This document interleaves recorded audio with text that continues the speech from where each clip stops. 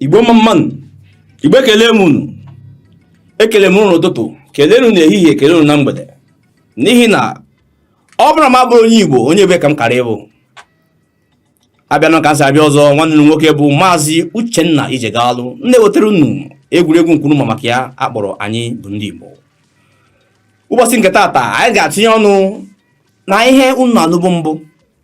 Isiokwu anyị taata bụ gịnị? Eziokwu.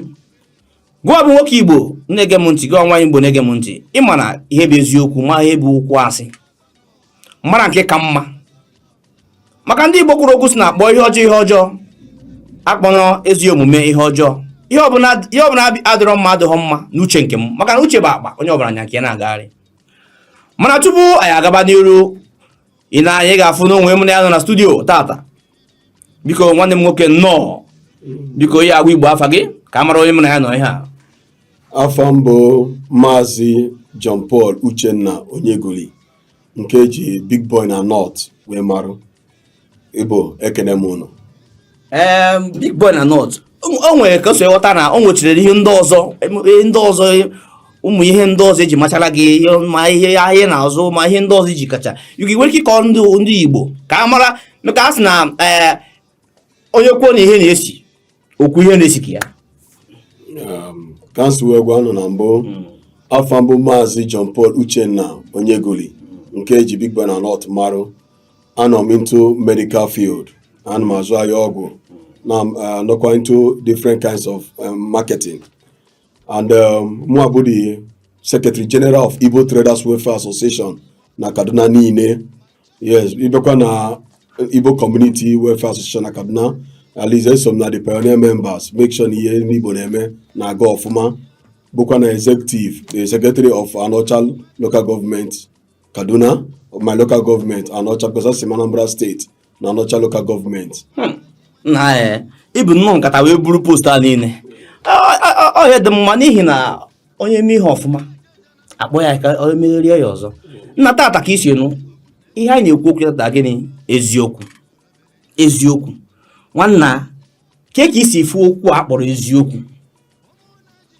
Eziokwu bụ for nwoke ọbụla nwaanyị ọbụla dị ndụ, especially ndị Igbo anyị, ihe eji eziokwu na-aga ịchọghị na-aga n'iru, mana biznes gị na ihe ọbụla ị na-eme iji ya na eziokwu ihe ema na ihe ọbụla ị na-eme ya na-aga ọfụma. Like these positions ngoro ụnụ that nwe ọ maka na nkwụ na eziokwu. Mana church abụ m leaders na church. In fact, my parish nyere m the harvest chairman this year of my church. Arụgo m the parish pastoral council chairman the previous years. So ọ bụrụ maka eziokwu, you will not be elected. Onwe anybody emega appoint n'ihe ọbụla ị na-eme. At least for mụ Igbo the Secretary General of Igbo niile, Igbo Traders Welfare Association, ihe akwụ n'eziokwu. And for business gị na-aga ọfụma, ihe akwụ n'eziokwu. Onwe anybody alike imekọ business, imekọ ihe wute onye na-ekwu eziokwu. So but ị na-ekwu eziokwu na-anya business gị na-aga ọfụma, ndị mmadụ alike imekọ ihe with you. N'ife ime na-eme expand. Chineke na-agọzikwa gị. Mgbe Chineke na-agọzi mmadụ tụrụ ndị ọzọ, Chineke na-eji mmadụ agọzi mmadụ. And Chineke chọrọ iji mmadụ gọzie gị ebe ị na-ekwu eziokwu. Onwe anybody ya chọ ka gị na ya mekọ ihe. So topic a na-treat this morning amaka. Eziokwu onye ọbụla ya eji eziokwu na-eje.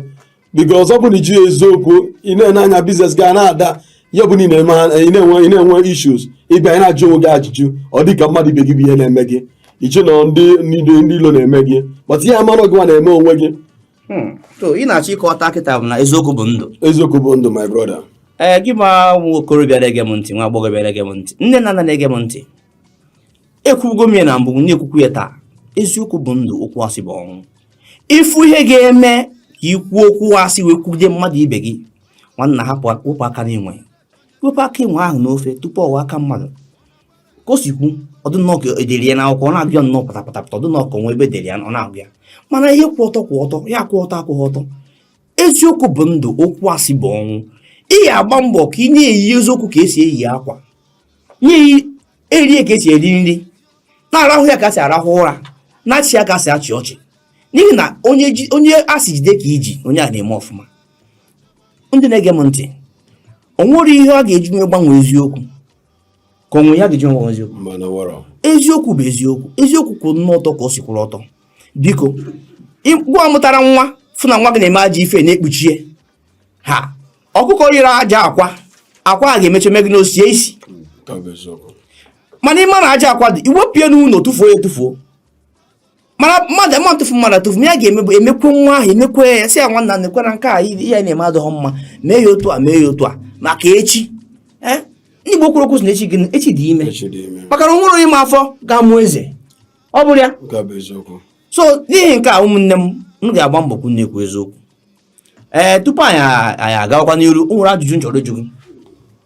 Ọ bụ amara ịnụọla nwaanyị nweta ụmụazị, ọ bụrụ na ị nwere enyi nwoke nọ n'ime ahịa, ọ bụrụ na o nwere ajọ ife ome, ọ bụrụ na okwu asị ka ị ga-ekwu iwee mee ka ọ ghara ijere nga andọsọ gụ ama nọ ihe ome bụ ajọ ihe ime eziokwu dị n'ihe ome ma okwu dị n'ihe ome.